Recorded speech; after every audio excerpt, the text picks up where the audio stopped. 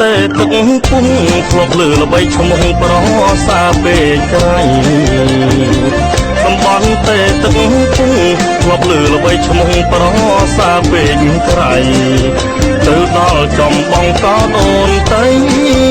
ទៅដល់ចំបងកោដូនតីគុំក្បាលបំរីក្នុងស្រុកអរសម្រងក្រវិលជាងនឹងផ្លូវទាល់ចង់បានសមិទ្ធផលគឺសាលារៀនពេលបានត្រង់ត្រាប់បានស្ដាប់យល់ច្បាំងស្រឡើងក្នុងចិត្តពេលបានត្រង់ត្រាប់បានស្ដាប់យល់ច្បាំងស្រឡើងក្នុងចិត្តឯកឧត្តមត្រង់សុខីអាណិតលោកជំទាវត្រីចិន្តាណាត់លោកបានគង់កាត់សុខទុកប្រជាសាលាសម្រងយ៉ាងស្រងសោភារួមទាំងខ្លងវិទ្យានិងសាលារៀនឆ្អិនឯកឧត្តមចិត្តធัวលោកជំទាវចិត្តល្អប្រជាលោកដឹងឯកឧត្តមចិត្តធัวលោកជំទាវចិត្តល្អប្រជាលោកដឹងសម្រាប់តាមក្តីសូបិន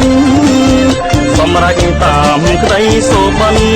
លោកទាំងពីរប៉ិនចិត្តស្មើគ្នានេះហើយគូទេវតាអាចារ្យដូចក្តីប្រាថ្នាប្រជារីករាយ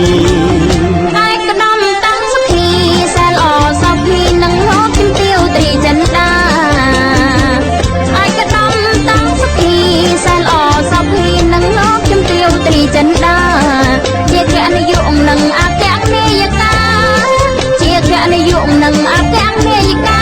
លោកជំទាវត្រីចិន្តាជាប្រធានក្រុមហ៊ុនទឹកចិត្តសាល្អពេកទុនជួយប្រជាជននៅ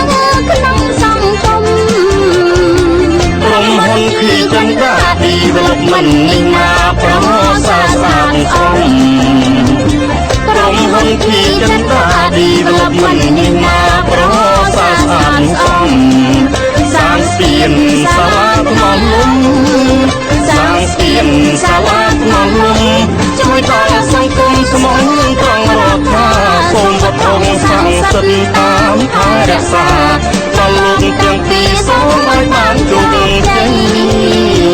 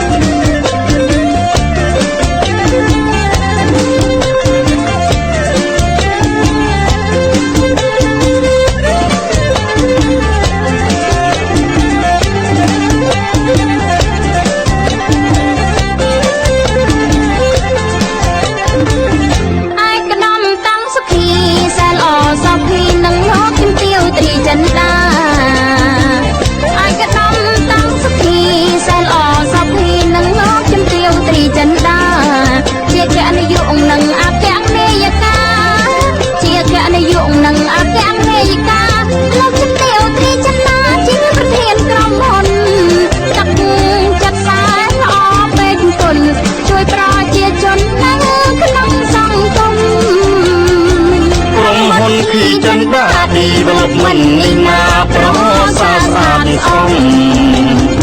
ក្រុមហ៊ុនភីចិន្តា Development នេះមកប្រមូលសាស្ត្រអង្គសាងស្ពានសាលាថ្នមលំសាងស្ពានសាលាថ្នមលំជួយដល់សង្គមស្មងត្រង់រដ្ឋាសូមវត្តងសាងសិទ្ធិតាមថែរក្សាដល់លោកទាំងពីរសូមឲ្យបានជោគ